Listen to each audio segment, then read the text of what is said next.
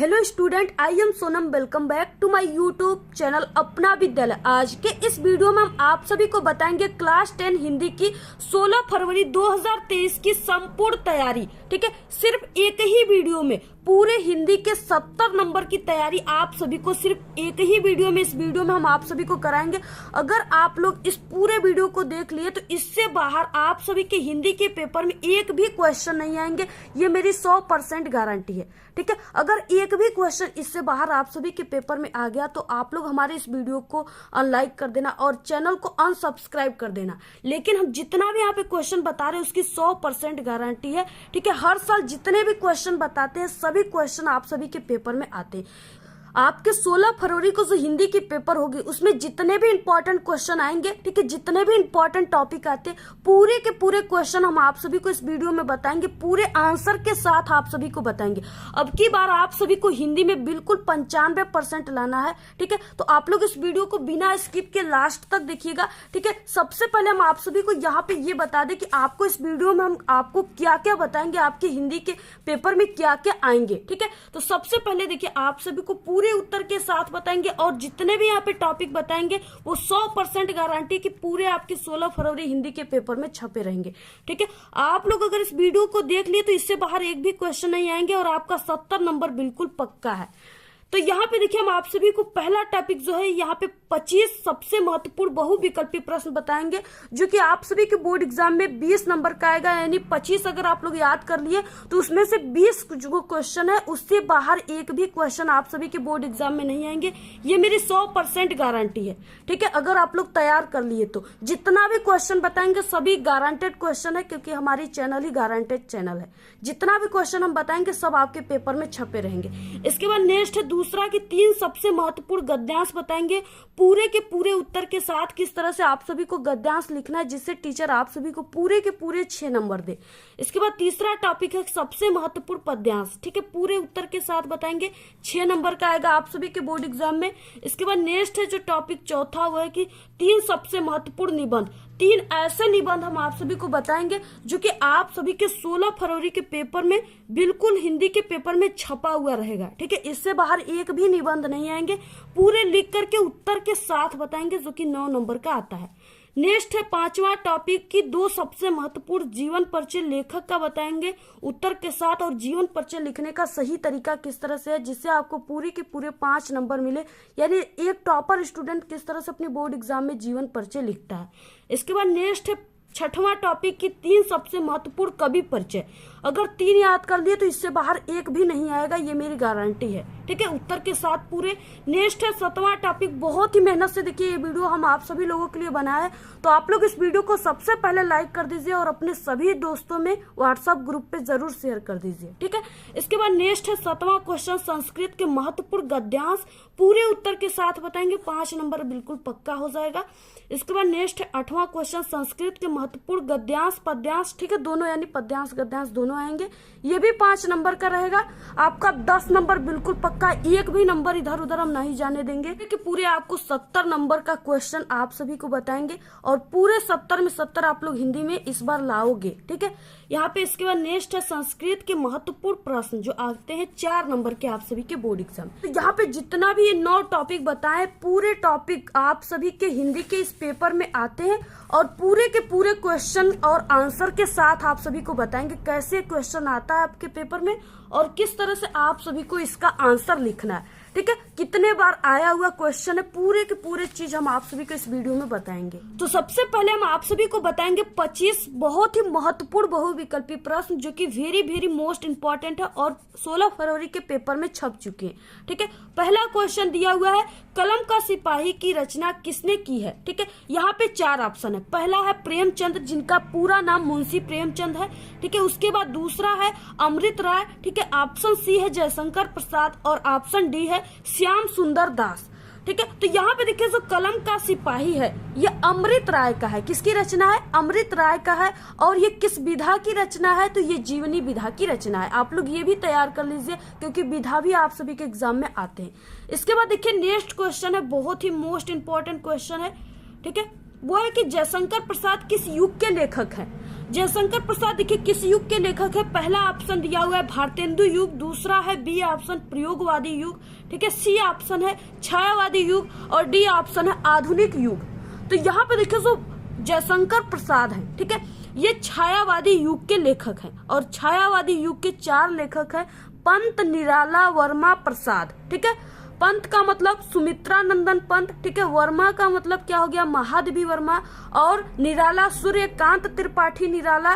पंत, निराला, वर्मा, प्रसाद, जयशंकर प्रसाद, ठीक है। तो आप लोग ये चारों को तैयार कर लीजिए, कोई भी आप सभी के एग्जाम में आ सकते हैं। इस तरह से आप सभी को तैयार करना है। इसके बाद नेक्स्ट क्वेश्चन है तीसरा, मुंशी प्रेमचंद द्वारा संपादित पत्रिका है। देखिए मुंशी प्रेमचंद जो है वो 2 पत्रिका संपादित किए थे, ठीक है। तो यहाँ पे उनकी कौन सी पत्रिका है? पहला ऑप्शन है मर्यादा और हंस, दूसरा है छाया और प्रभा, ठीक है, तीसरा है सुधा और हंस और चौथा है सरस्वती पत्रिका।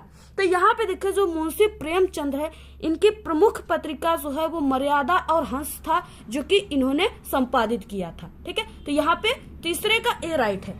इसके बाद नेक्स्ट क्वेश्चन है चौथा, बर्फ की गुड़िया के रचनाकार है। ये बहुत ही इंपॉर्टेंट है, कई सन में आया हुआ, हर साल आया हुआ ये क्वेश्चन है। जितना भी हम बता रहे हैं बिल्कुल बहुत ही मेहनत किए हम, बहुत ही इसको छाट करके यहाँ पे लिखे हुए हैं, जो कि आपके पेपर में हर साल आने वाले क्वेश्चन है वही हम यहाँ पे आपको लिखकर बता रहे हैं, ठीक है। बिल्कुल रिपीटेड क्वेश्चन है। तो यहाँ पे बर्फ की गुड़िया के रचनाकार कौन है? पहला ऑप्शन है जयशंकर प्रसाद, दूसरा रामधारी सिंह दिनकर, तीसरा है आचार्य रामचंद्र शुक्ल, चौथा है जयप्रकाश भारती, ठीक है। तो बर्फ की गुड़िया के जो लेखक है, रचनाकार है, वो जयप्रकाश भारती है, ऑप्शन डी राइट है। के बाद नेक्स्ट क्वेश्चन है रस मीमांसा किस विधा की रचना है? अब यहाँ पे देखिए विधा पूछ रखा है, ठीक है। विधा का मतलब कि ये जो रस मीमांसा है ये नाटक है, उपन्यास है, आलोचना है या कहानी है, ठीक है। तो यहाँ पे देखिए जो रस मीमांसा है, ठीक है, वो आचार्य रामचंद्र शुक्ल का है और ये आलोचना है। क्या है?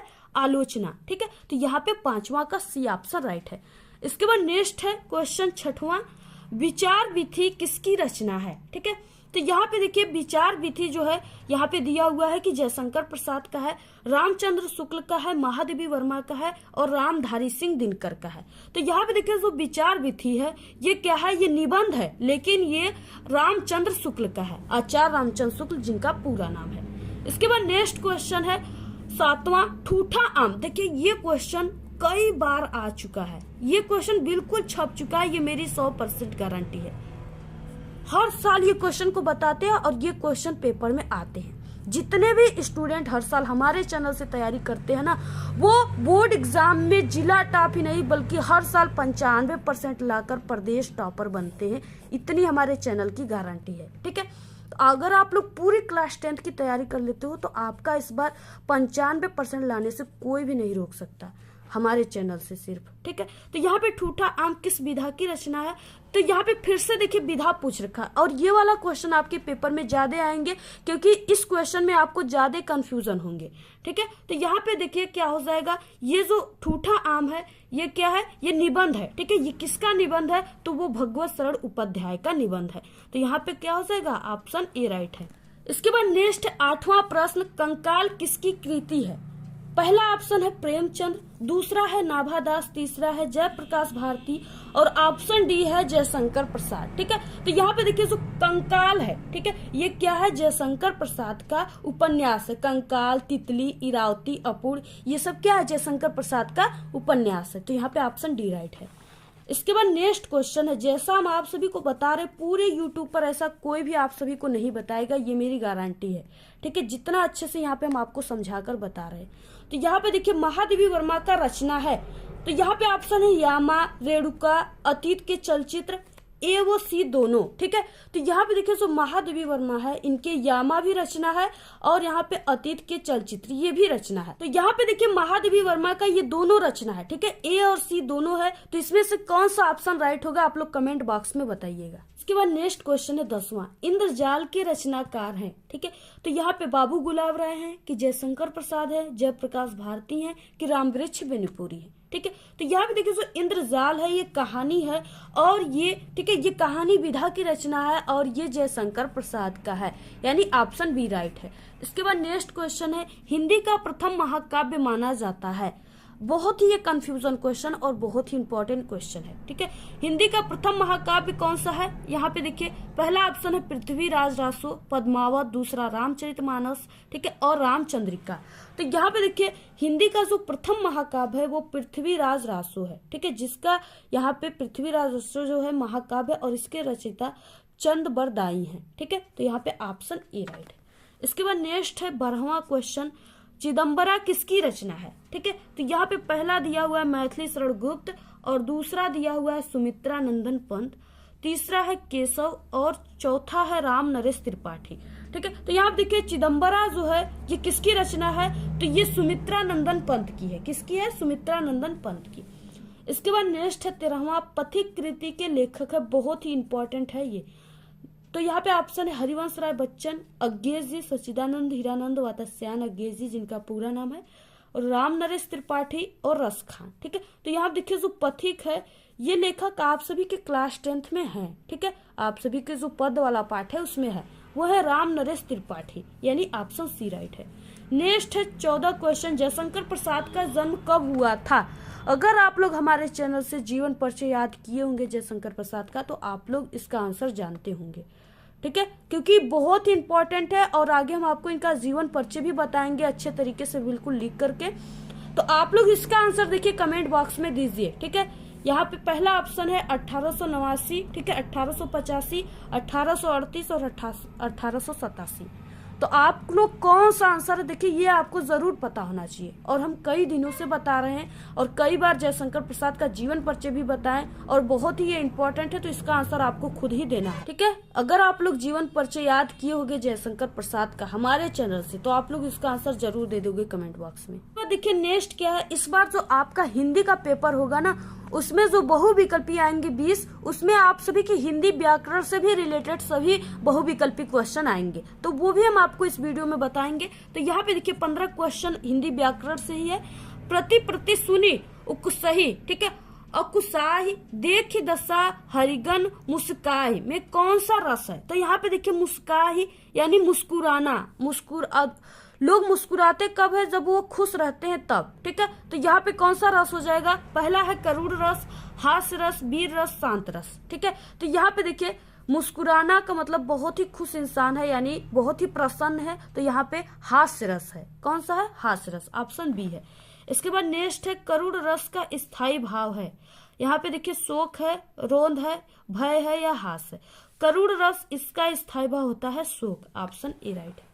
इसके बाद नेक्स्ट है सोरठा के दूसरे व चौथे चरण में कितनी मात्राएं होती हैं? क्योंकि जो आप लोग क्लास 10th में हो ना तो आपको सोरठा, ठीक है, और रोला 2 छंद पढ़ना है और उसी से रिलेटेड क्वेश्चन आपके हिंदी के पेपर में आएंगे।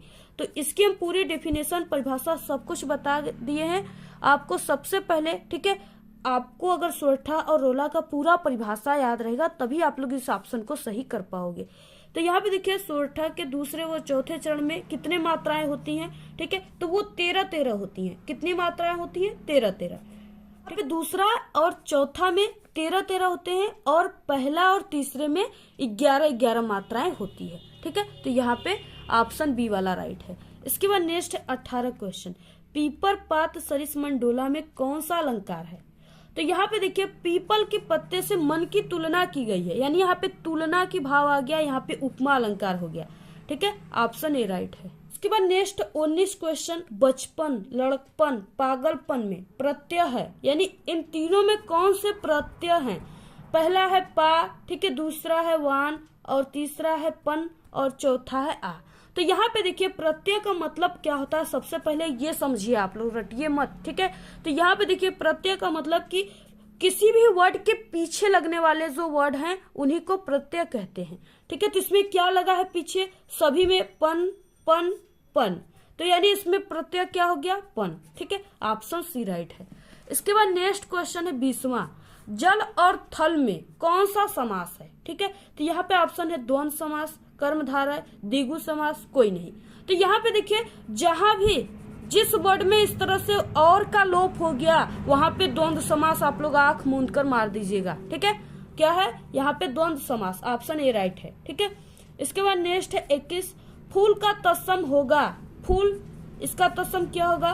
फूल को आप लोग एक और भाषा में जो जानते हो वही तत्सम है, क्या कहते हैं, पुष्प। तो यहाँ पे हो जाएगा पुष्प, ठीक है। इसके बाद नेक्स्ट है, देखिए 22 क्वेश्चन। बादल का पर्यायवाची शब्द है, 4 ऑप्शन है, नभ, जलद, कुरंग, ठीक है, सुधा। तो यहाँ पे हम आप सभी को बता दें, अगर आपको जल का पर्यायवाची याद है तो आप लोग बादल की पर्यायवाची को समझ जाओगे, ठीक है।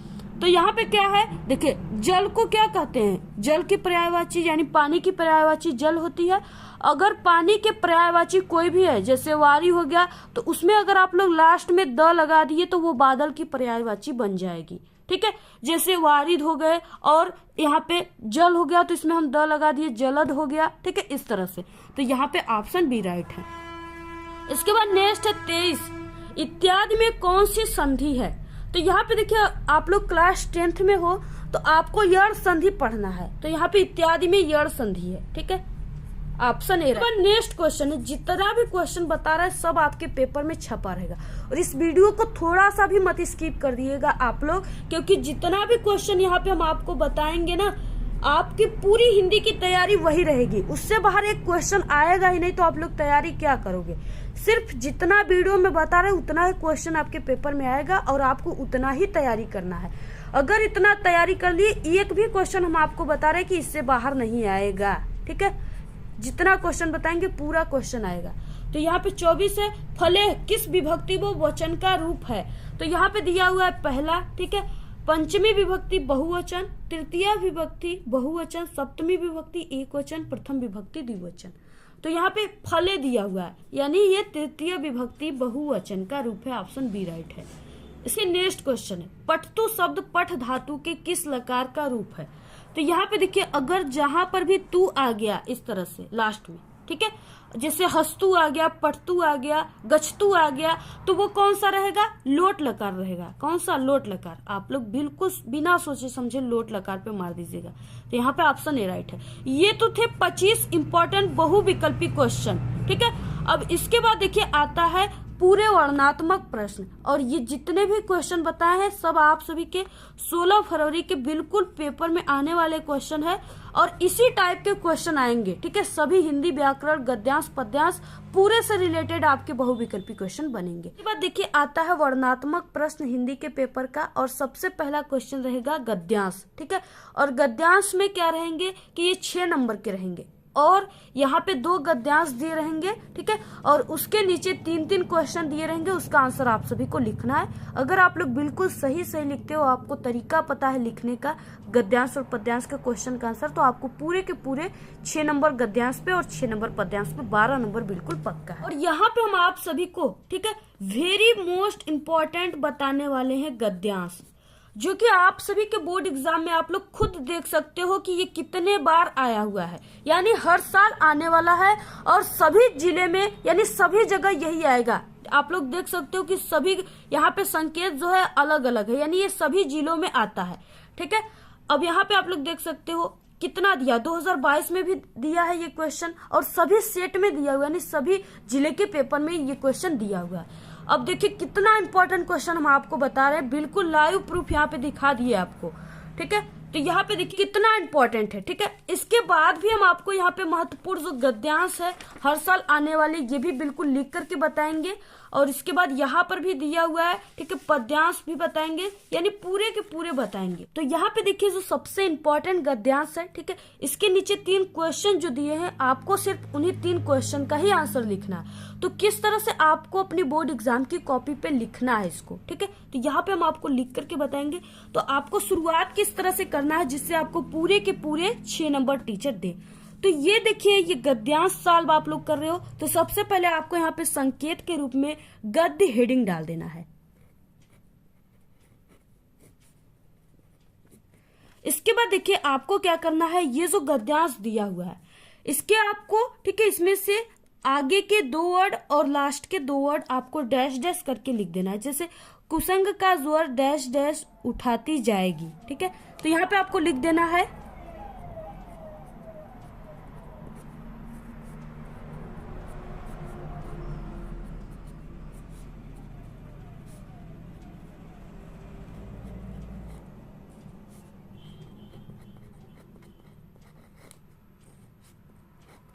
इतना लिखना है। इसके बाद आप सभी को यहाँ पे इस पहले क्वेश्चन में बोला है कि उपर्युक्त गद्यांश का संदर्भ लिखिए। तो आपको यहाँ पे पहला क्वेश्चन है, तो यहाँ पे आपको पहला लिख देना है और यहाँ पे आपको संदर्भ हेडिंग डाल देना है।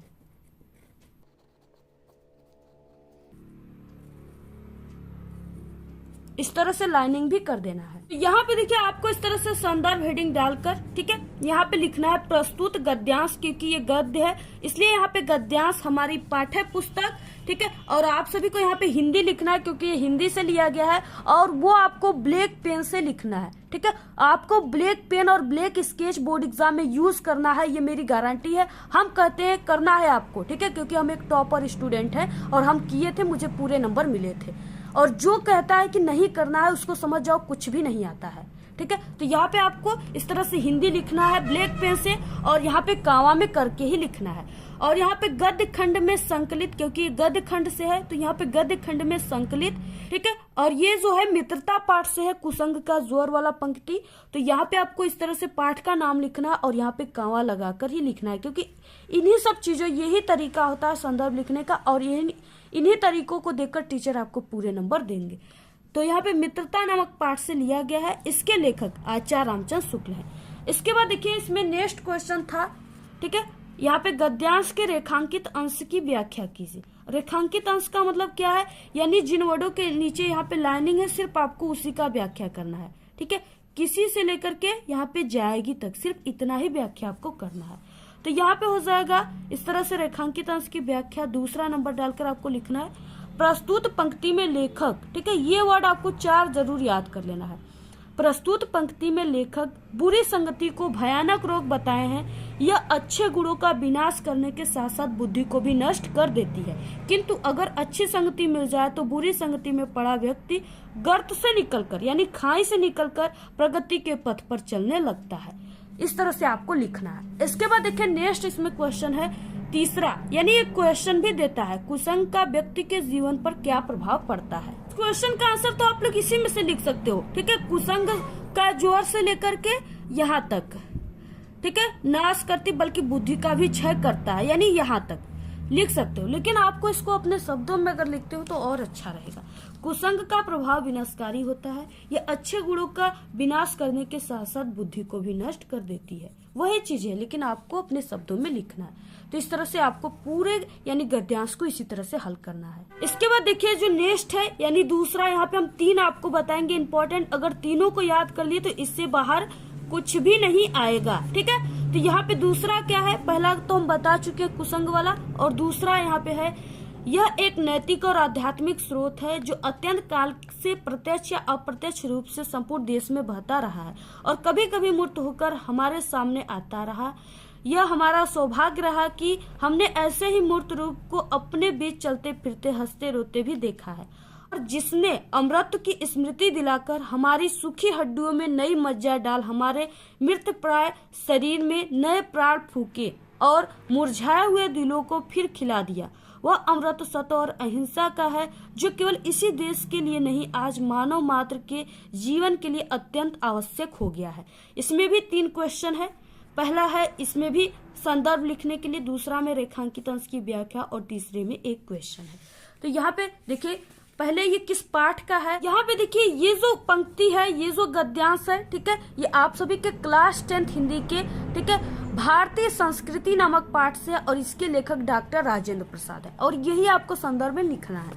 तो यहाँ पे हो जाएगा इस तरह से आपको पहले लिख देना है, ठीक है, वही पुरानी बात जो हमने आपको पहले संदर्भ में बताया था लिखने के लिए। तो आपको यहाँ पे 2 वर्ड और 2 वर्ड लास्ट के लिख देना है इस तरह से।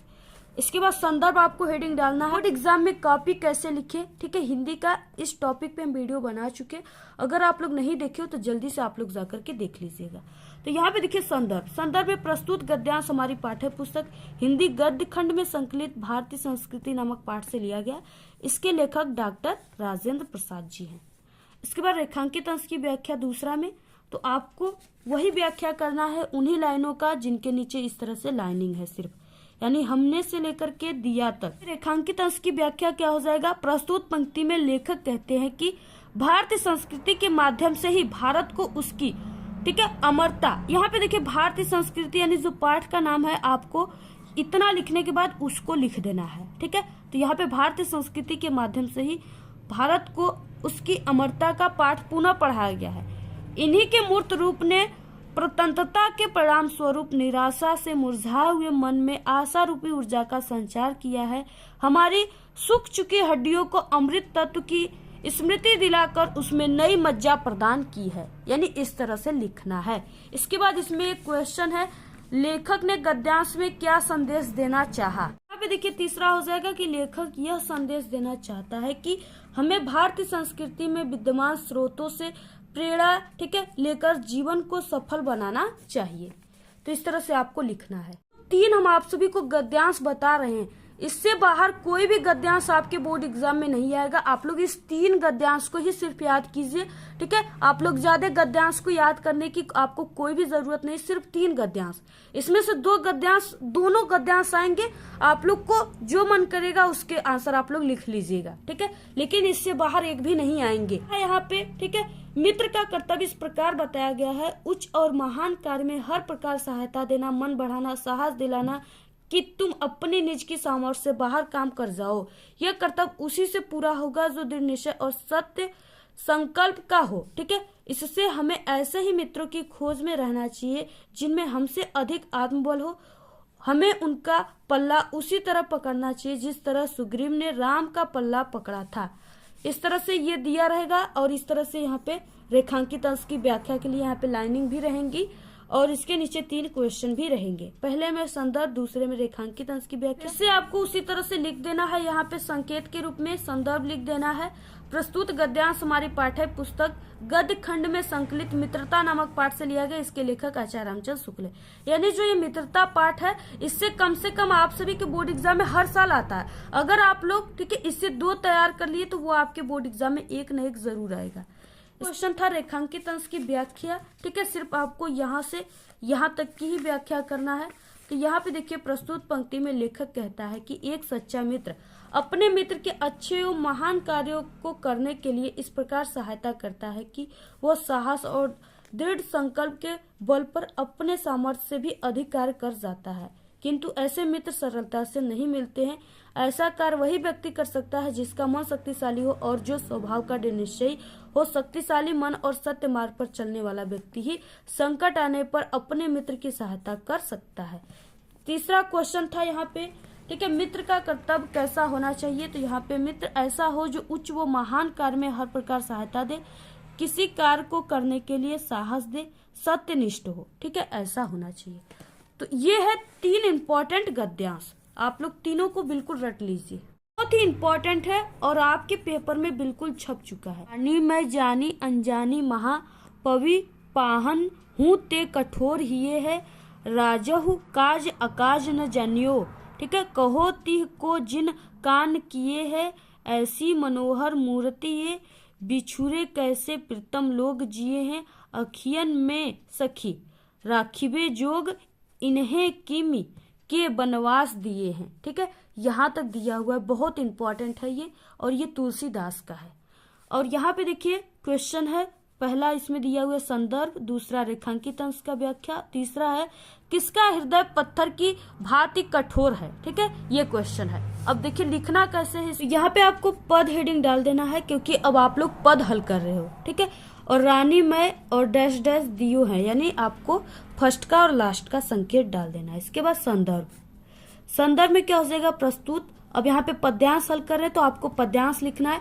हमारी पाठ्य पुस्तक हिंदी, ठीक है, हिंदी भी आपको इस तरह से लिखना है। और यहाँ पे आपको अब काव्य खंड लिखना है। क्या लिखना है, काव्य खंड में संकलित वन पथ पर नामक पाठ से लिया गया है। इसके कवि गोस्वामी तुलसीदास या तुलसीदास जी हैं। इसके बाद देखिए रेखांकित अंश की व्याख्या में हो जाएगा, अब आपको सिर्फ उन्हीं का ही व्याख्या करना है जिनके नीचे ये वाला लाइन दिया हुआ है, ठीक है, सिर्फ उन्हीं का व्याख्या करना है। तो यहाँ पे हो जाएगा राम लक्ष्मण और सीता जब वन पथ पर आगे बढ़ रहे हैं, उन्हें देखकर गांव के नर नारी आपस में बात कर रहे हैं कि ऐसी मन को हरण करने वाली मूर्तियों की बिछुड़ जाने पर पता नहीं इनके प्रेमी कैसे जीवित हैं। हे सखी, ठीक है, अपने सखियों से कह रही हैं, यानी जो साथ में उनकी औरतें और नारी देख रही हैं उनसे कह रही हैं, हे सखी, ये राजकुमार आंखों में, ठीक है। रहने योग्य है, भला इन्हें किस निष्ठुर ने वनवास दिया है, भला इनको वन जाने के लिए किस निष्ठुर ने कहा है, जो ये वन जा रहे हैं, यानी ये बात है। तो आप लोग उसको तैयार कर लीजिए। इसके बाद नेक्स्ट क्वेश्चन है कि किसका हृदय पत्थर की भांति कठोर है। तो जो श्री राम प्रभु को वन जाने के लिए यानी वनवास दिया है, उसी का हृदय पत्थर की तरह कठोर है। तो यहाँ पे है ग्राम बधुए कह रही है कि जिस रानी ने इन लोगों को वनवास दिया है, उसका हृदय क्या है, पत्थर की भांति कठोर है। इसके बाद देखिए नेक्स्ट है मोस्ट इम्पोर्टेंट पद्यांश। चरण कमल बंदो हरिराई, जाग की कृपा पंगु घिरी लांघे, अंधे को सब कछु दर्शाई, यानी अंधे व्यक्ति को सब कुछ दिखने लगा। बहिरो सुने, यानी जो बहरे थे वो भी सुनने लगे। गुंग पुनि बोले, जो यानी कि जो गूंगे व्यक्ति थे वो फिर से बोलने लगे। में संदर्भ, दूसरे में रेखांकित अंश की व्याख्या, तीसरे में एक क्वेश्चन। किसकी कृपा से लंगड़ा व्यक्ति पर्वत को लांघ जाता है। अब आपको व्याख्या सिर्फ इतना का ही करना है। तो यहाँ पे देखिए सबसे पहले कि ये जो पाठ है ये पद से है और ये इनके लेखक जो है वो सूरदास जी। पूरा लिख करके हम आप सभी को बता रहे हैं, आप लोगों के लिए इतना मेहनत कर रहे हैं, तो आप लोग भी काफी अच्छे तरीके से पढ़िए और काफी मेहनत कीजिए, ठीक है। क्योंकि मेहनत करोगे तभी उसका फल आपको अच्छे मिलेंगे। यहाँ पे देखिए मेरी उंगलियों में छाले पड़ गए, पिचक गए, लेकिन आप सभी लोगों के लिए कितना मेहनत कर रहे हैं। तो आप लोगों का ये कर्तव्य है कि आप लोग वीडियो को शेयर कीजिए अपने सभी दोस्तों में व्हाट्सएप ग्रुप पे, और जितना क्वेश्चन आपको हम बताएं सभी को तैयार कर लीजिए आप लोग, इससे बाहर कुछ भी नहीं आएगा, ठीक है। यहाँ पे आपको पद हेडिंग डालना है, इसके बाद चरण कमल डैश डैश ती पाई तक, यानी फर्स्ट और लास्ट का वर्ड। संदर्भ में प्रस्तुत पद्यांश हमारी पाठ्य पुस्तक हिंदी काव्य खंड के पद नामक पाठ से लिया गया है। इस पाठ के रचयिता सूरदास जी हैं, ठीक है। रेखांकित अंश की व्याख्या में आपको सिर्फ उन्हीं का ही व्याख्या करना है।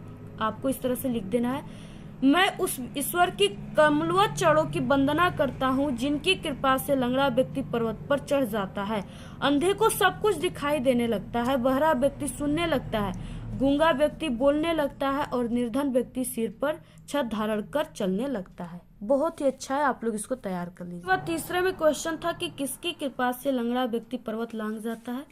तो वो है कि ईश्वर की कृपा जब होती है, ठीक है, तो क्या होता है कि लंगड़ा व्यक्ति भी पर्वत को लांघ जाता है। बहुत इंपॉर्टेंट है, आप लोग जल्दी से इसको तैयार कर लीजिए। ये वाला भी है, आप लोग इसको भी तैयार कर लीजिए। इसके नीचे ये क्वेश्चन है, ठीक है। इसका आंसर अभी हमने आप सभी को कल ही बताया है, तो आप लोग हिंदी के प्लेलिस्ट में भी जाकर के देख लीजिएगा। इसके बाद देखिए नेक्स्ट है यहाँ पे 5 नंबर का, यानी दिए गए लेखकों में से किसी एक का जीवन परिचय लिखते हुए उनकी प्रमुख रचना का उल्लेख कीजिए। आचार्य रामचंद्र शुक्ल, जयशंकर प्रसाद और डॉक्टर राजेंद्र प्रसाद। तो यहाँ पे देखिए आचार्य रामचंद्र शुक्ल जी का ये जीवन परिचय है। यहाँ पे जिस तरह से हम लिखे उसी तरह से आपको लिखना है, क्योंकि टॉपर स्टूडेंट इसी तरह से लिखते हैं, और ऐसे ही लिखोगे तो आपको पूरे के पूरे 5 नंबर मिलेंगे। तो ये आपको इसी तरह से लिखना है। देखिए आप लोग इसका स्क्रीनशॉट ले लीजिए, जैसे हमने लिखा है उसी तरह से आप लोग लिख लीजिएगा, ठीक है। तो आप लोग पूरा इसकी स्क्रीनशॉट ले लीजिए। इसके बाद यहाँ पे देखिए दूसरा है जयशंकर प्रसाद। ये भी बहुत ही इंपॉर्टेंट है। अगर आप लोग जयशंकर प्रसाद और रामचंद्र शुक्ल का तैयार कर लेते हो तो इससे बाहर कुछ भी नहीं आएगा। तो आप लोग इसको तैयार कर लीजिए, जैसे लिखे उसी तरह से आपको लिखना है, ठीक है। देखिए कवि परिचय, ये भी 5 नंबर का आएगा। तो यहाँ पे आपको गोस्वामी तुलसीदास का तैयार कर लेना है और इसी तरह से लिखना है जैसे यहाँ पे हम लिखे हुए, बॉक्स बनाकर ही लिखना है, तभी आपको पूरे 5 नंबर मिलेंगे जब आप लोग इस बॉक्स को बनाओगे तब। और जीवन परिचय लिखने का यही सबसे सही तरीका है। तो आप लोग इसको भी स्क्रीनशॉट ले लीजिए और आप लोग इसी तरह से, ठीक है, अपनी कॉपी में लिख करके इसको कई बार प्रैक्टिस कर लीजिए एग्जाम से पहले ही।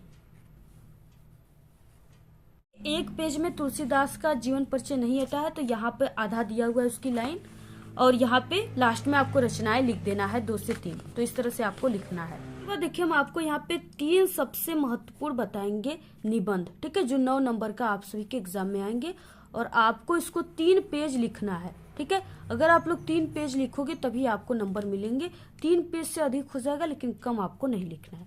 पहला है पर्यावरण प्रदूषण, जो कि गारंटी की बिल्कुल छप चुका है। इसमें रूपरेखा, ठीक है, रूपरेखा में आपको वही लिखना है जिस पॉइंट पे आप लोग निबंध लिख रहे हो, और आप लोग उससे रिलेटेड कितना पॉइंट इसमें लिखोगे वही आपको लिखना है। तो यहाँ पे रूपरेखा में पहला है प्रस्तावना, आपको इस तरह से लिख देना है। दूसरे में प्रदूषण के प्रकार हैं, ठीक है, इस तरह से आप लोग को लिखना है, स्क्रीनशॉट ले लीजिए। इसके बाद इसके जो प्रकार है उसके बारे में आपको लिखना है। जितने भी प्रकार हैं, मुख्य रूप से जो प्रकार हैं वो 3 ही हैं, ठीक है, वायु प्रदूषण, जल प्रदूषण, ध्वनि प्रदूषण। और रासायनिक प्रदूषण मुख्य रूप से नहीं है, अगर आप लोग लिखना चाहोगे तो आप लोग लिख लीजिएगा, ठीक है। वो हमारे एक और भी इम्पोर्टेंट है प्रदूषण पे निबंध की वीडियो, उसमें आप लोग जाकर देख लीजिएगा।